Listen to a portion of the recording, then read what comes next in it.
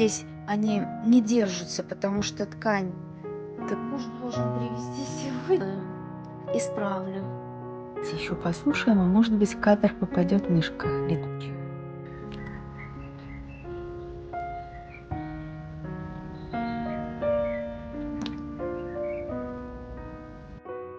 Сегодня займемся занавесками для кухни. У меня окна кухни выходят на дом соседний. Теперь уже это, конечно, наш дом, но мы его еще не до конца загородили заборчиком, поэтому у меня все время такое ощущение, что там может кто-то под моими окнами ходить с этой стороны. Недавно моя коллекция корзинок пополнилась, и потому что это стало настолько необходимостью, чтобы складывать куда-то мои отрезы тканей. И корзинка оказалась кстати. Она имеет такую удобную форму. Мне понравилось то, что она такая двухцветная, нарядная. И я ее приспособила для того, чтобы складывать туда отрезы тканей и какие-то мои проекты новые, которые я буду осуществлять, я тоже решила складывать в нее, потому что здесь есть доступ, очень быстрый доступ к этой корзинке.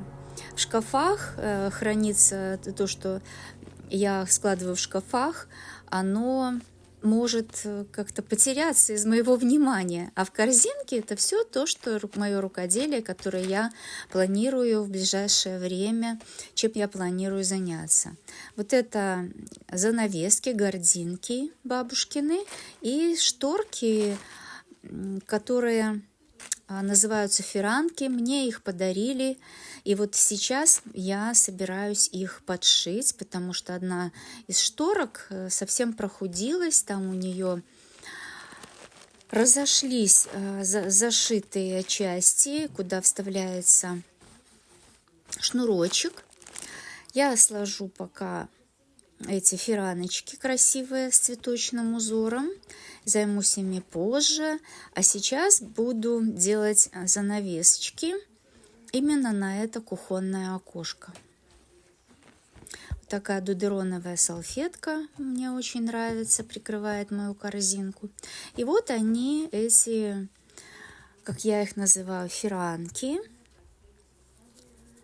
Вот они как раз мне подходят, потому что они имеют плотную ткань, и через снаружи, когда занавешены окна, ничего снаружи не будет видно.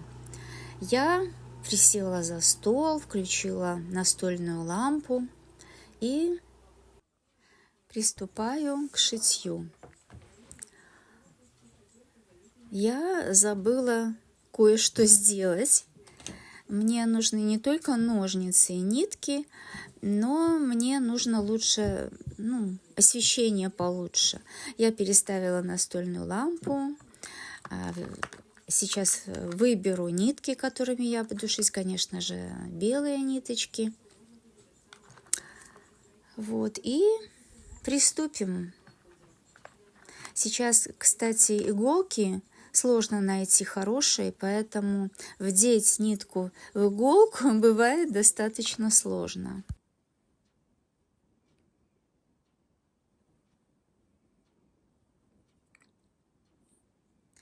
Люблю заниматься рукоделием по вечерам, когда заканчиваю работу на грядках, когда полит огород, когда я сделала, в общем-то, все необходимые за день дела во дворе, в саду, и вот можно позволить себе заняться любимым делом.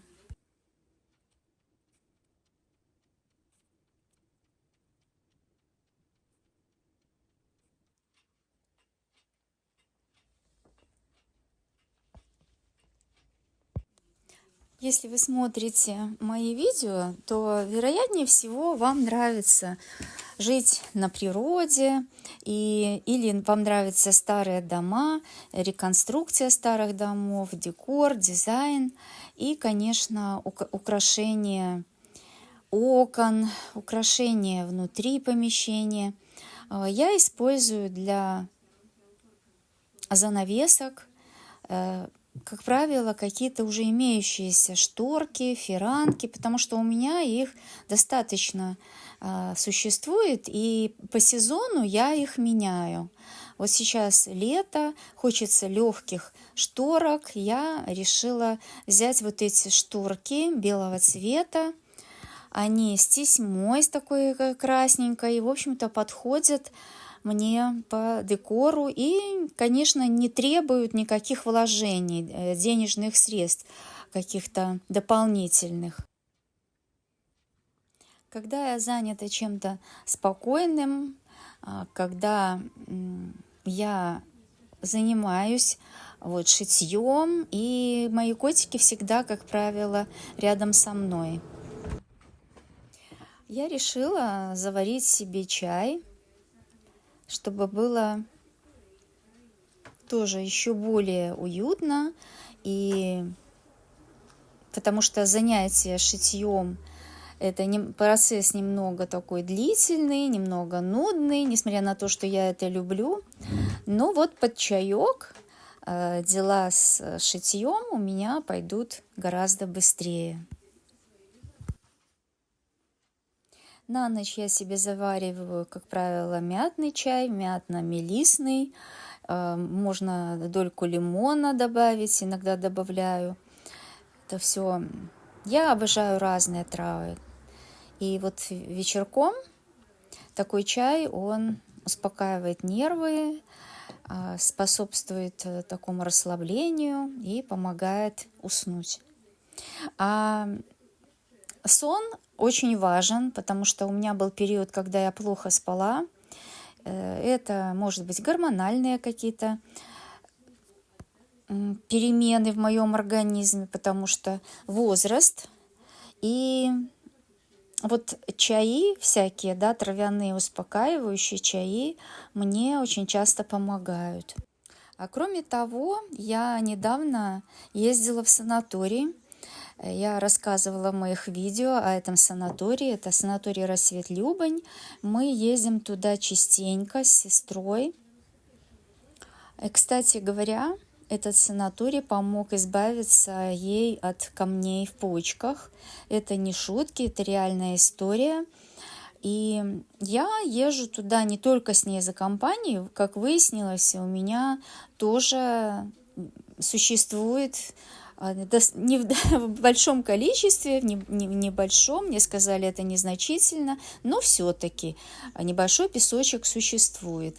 И, как сказала главный врач, лучше приехать для профилактики 1 раз в год в санаторий, чем потом усиленно лечиться вплоть до операции, потому что избавляются от камней даже операциями. Вот Даник сходил на улицу и бежит обратно.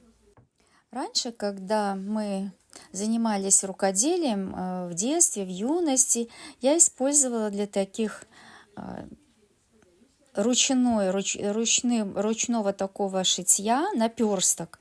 Ну, наперстки остались в мамином доме. Был 1 комплект швейных принадлежностей. Сейчас я пополняю его, купив некоторые необходимые для этого вещи. Ну, планирую купить тоже наперсток себе, потому что пальцы в таком случае, конечно, прокалываются иголкой, это неприятно. А шить руками бывает даже приятнее, чем на машинке. Это так расслабляет, так успокаивает. Шитье, вязание. Это уже доказано медициной, доказано психологами, что такой способ ручного труда спасает от неврозов, успокаивает нервную систему.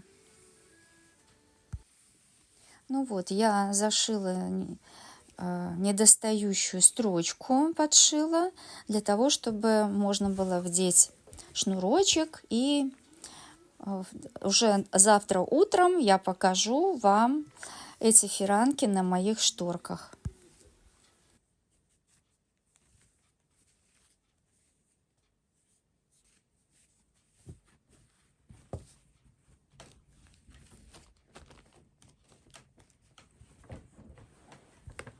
Убираю свою корзинку.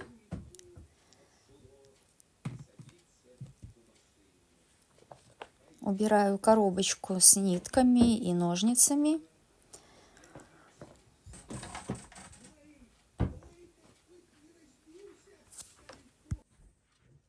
Погода в эти дни, когда я записывала видео, была сырая и довольно холодная. Видите, я даже в носках.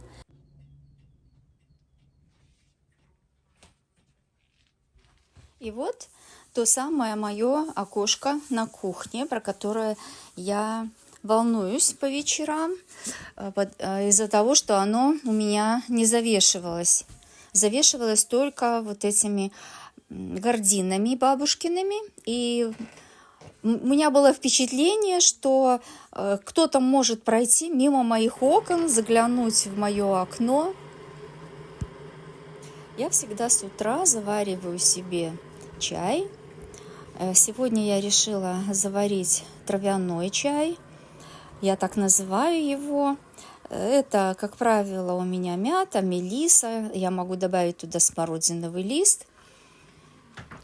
И тоже я делаю себе еще второй чай сразу же. Из не пакетированный, а покупной чай. Зеленый чай. Улун, мне нравится молочный улун, поэтому у меня вот 2 чайничка чая. И к тому же еще я люблю творог с рубечем и медом на завтрак. Вот такой у меня бывает завтрак, плюс, конечно, каша, творог может быть, яйца в виде омлета или жареные, или вареные.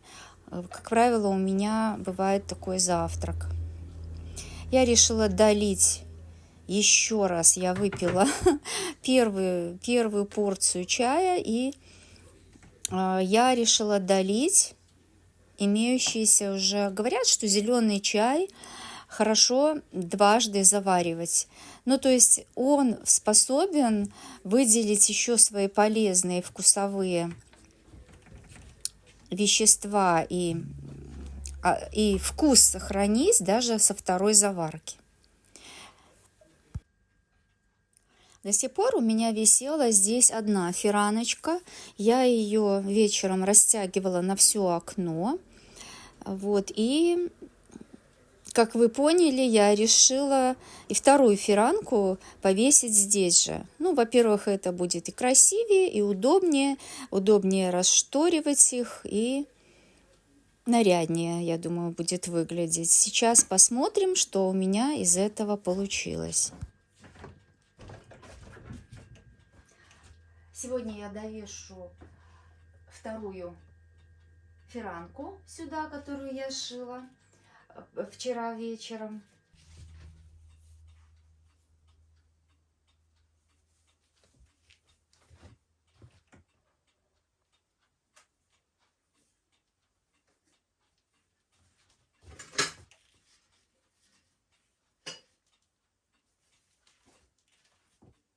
Я придумала легкий способ вдевать и снимать эти фираночки. Я на краю веревочки оставляю булавку. Я ее не убираю, она у меня так и висит на гвоздике вместе с веревочкой. Поэтому здесь мне осталось только втянуть легко.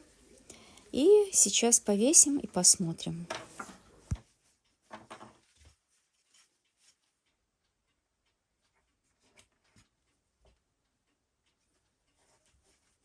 На первый взгляд выглядит все даже очень неплохо.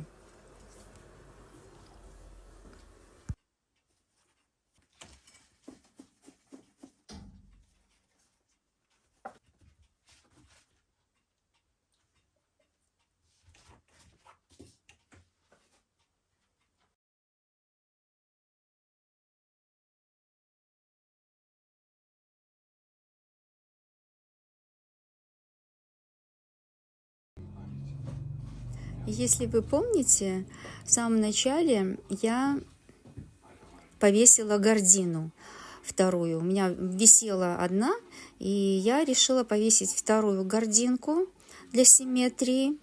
Я не заметила, что здесь слегка испорчена уже. Она, бывавшая виды, эта шторка. Вот эта правая, она получше. А вот эта, которую я подшивала, она уже видавшая виды. И здесь я думаю, что я просто поменяю их местами на ту сторону, не будет видно, да, потому что вот этот угол, он, давайте даже посмотрим, да, вот этот уголок, он как-то получше. Ну, а так, они задвигаются обе, вот так вот.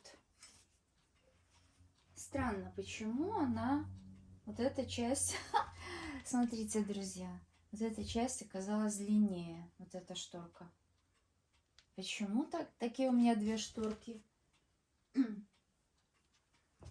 Может быть, когда-то ее тоже, она была порвана, и ее укоротили, вот эту шторочку. Ну, здесь мне как раз хорошо. Вот такая коротенькая.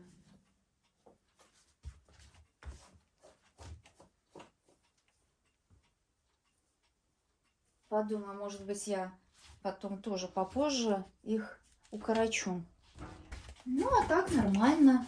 Окошко у меня вечером закрываться будет, потому что там мы еще не доделали забор, и мне это неприятно. Я вечером, мне хочется прикрыть окно, потому что мне кажется, а вдруг там кто-то будет ходить. Ну, у меня такие ощущения. Все ставим на место.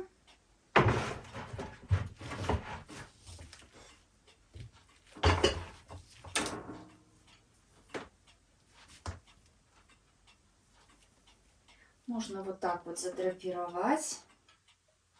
Я позвонила сестре, у нее там еще две такие тюли, потому что они были на весь дом когда-то у нас. Это мамины или даже бабушкины тюли. Вот, и я попросила, чтобы она их поискала.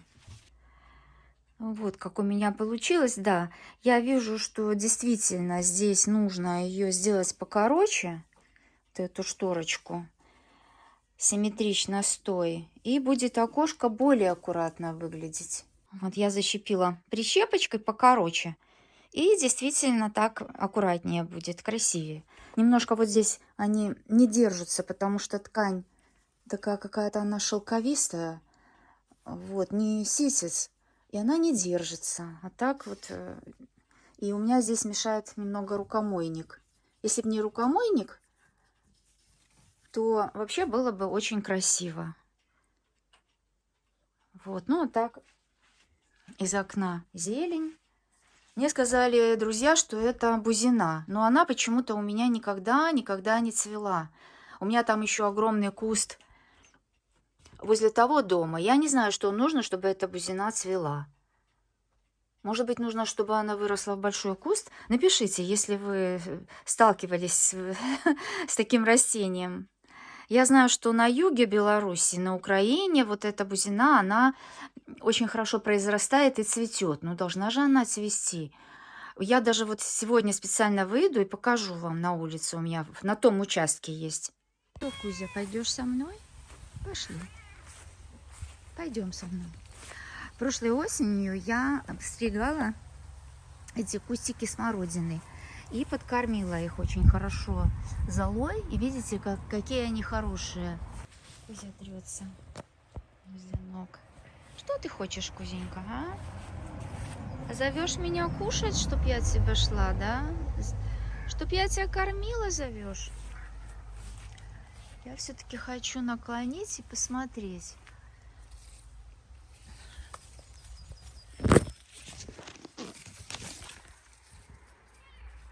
А нет, это молоденькие листочки. Ну вот если ему этому дереву дать разрастись, может быть, она бы и цвела. Но здесь не очень удобное для нее место.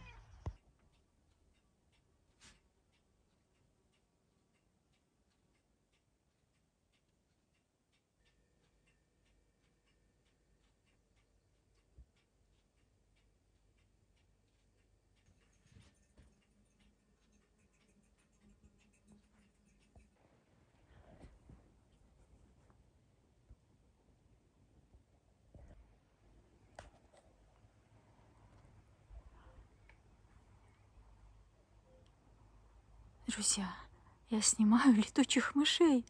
Одна мышь пролетела буквально у меня над головой. Надо только тихо. Их тут столько, они летают. Они так быстро летают, потому что они очень легкие. О, одна попала в кадр. О.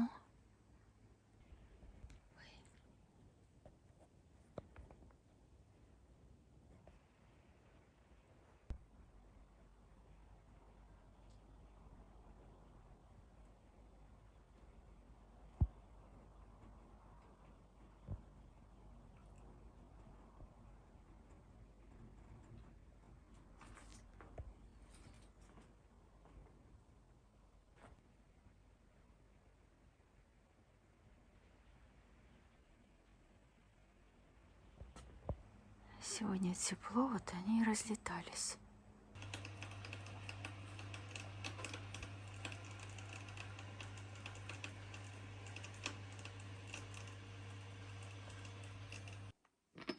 Пшенную кашу я обязательно готовлю себе с тыквой. Тыкву я нарезала на кусочки, она у меня еще с прошлого года много осталось, и заложила в морозилку. Очень удобный способ сделать быструю такую вот кашку, очень вкусную и очень полезную. Я готовлю сразу, закладываю кусочки мороженой тыквы, пшенку, и потом толкачиком это все прям в кастрюльке разминаю, и получается однородная вот такая вот вкусная ароматная кашка.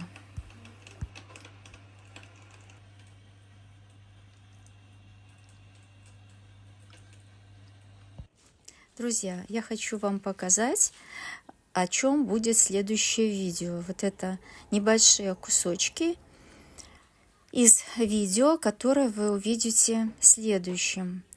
И открою небольшой такой секретик свой. Видео будет про веранду, про то, как сделать уютную веранду в старом доме, как сделать так, чтобы было уютно, несмотря на то, что, в общем-то, дом еще не достроен, а хочется, в общем-то, уюта.